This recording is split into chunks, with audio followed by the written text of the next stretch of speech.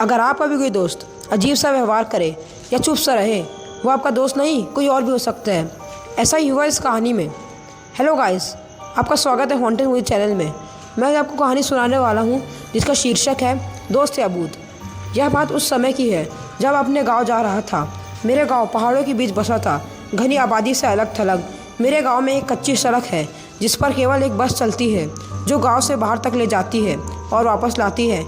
मैं अपने नानी के घर गया हुआ था और वहीं से लौट कर वापस आ रहा था। रात का समय था। बस ने मुझे गांव के बाहर उतारा क्योंकि सड़क गांव से बाहर की ओर थी और मेरा घर गांव के काफ़ी अंदर था। पर इससे मुझे कोई फ़र्क नहीं पड़ता क्योंकि पहले भी ऐसे बहुत सफ़र मैंने कर चुका था। पर इस बार मैं काफ़ी डर गया था। मैंने अपना सामान उतारा और उसे उठाकर अपने घर की तरफ बढ़ा।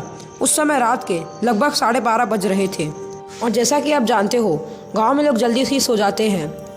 पूरा गांव सुनसान था। ऐसा लग रहा था मानो जैसे गांव में कोई नहीं है और जंगल जैसा लग रहा था। मुझे अब थोड़ा डर लगने लगा। मैं बस भगवान की प्रार्थना कर रहा था कि जल्दी से घर पहुंच जाऊं।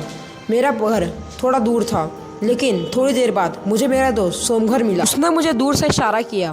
मैं यह सोच रहा था कि इतनी रात को ये यहाँ क्या कर रहा है, पर खैर छोड़ो। मैं तो बड़ा खुश था कि कम से कम मुझे कोई साथी तो मिल गया। अब मेरा डर कम हो गया क्योंकि इस सन्नाटे में कोई बात करने वाला तो मिला मेरे साथ कोई। उसने मेरे पास आके मेरा बैग उठाया और मेरे आगे आगे चलने लगा। चलते हुए मैंने एक बात पर गौर किया कि इतना चुप चुप क्यों है। ये जब से मुझे मिला है तब से कुछ नहीं बोला क्योंकि मेरा दोस्त सोमघर तो बहुत ही बतौना था और ये तो इतना शांत, बड़ी ही अजीब बात है। मेरा घर बस थोड़ी ही दूर पर था, पर अब वो एक दूसरा रास्ते से ले जा रहा था। वो रास्ते खेतों की तरफ से थे। मैंने उसको कहा, अरे भाई कहाँ जा रहा है? कब से देख रहा हूँ, बड़े ही चुप हो और ये खेतों की तरफ से क्यों ले जा रहे हो? हमारा दिमाग खराब हो गया है क्या?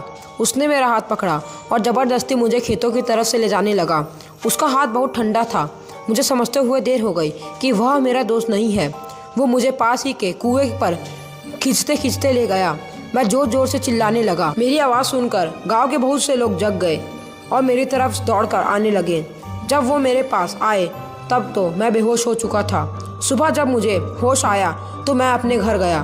मुझे उठा देख सब घर वाले मेरे से बात करने लगे और पूछे कि तुम्हें क्या हुआ था और तुम बरगद के पेड़ के बाद क्या कर रहे थे? तुम रात को बरगद के पेड़ से लपटे हुए बेहोश पड़े थे। तुम्हारे साथ क्या क्या हुआ? मैंने साथ जो हुआ मैंने बताया। उस समय मेरा दोस्त सोमघर भी वहाँ था। वो बोला कि मैं रात को अपने घर पर सो रहा था। तो वो कौन था जो मेरे साथ कल रात को था? मैं ऐसा सोचा और सब की तरफ देखने लगा। सो आई होप गाइस ये स्टोरी आपको कैसी लगी? अगर ये स्टोरी आपको अच्छी लगती है तो प्लीज़ वीडियो को लाइक कर दीजिए। और हमारे वीडियो में हम डिस्क्रिप्शन डालते हैं जिससे हमारे व्यूज़ बहुत बढ़ रहे हैं, तो उसके लिए दिल से शुक्रिया गाइस।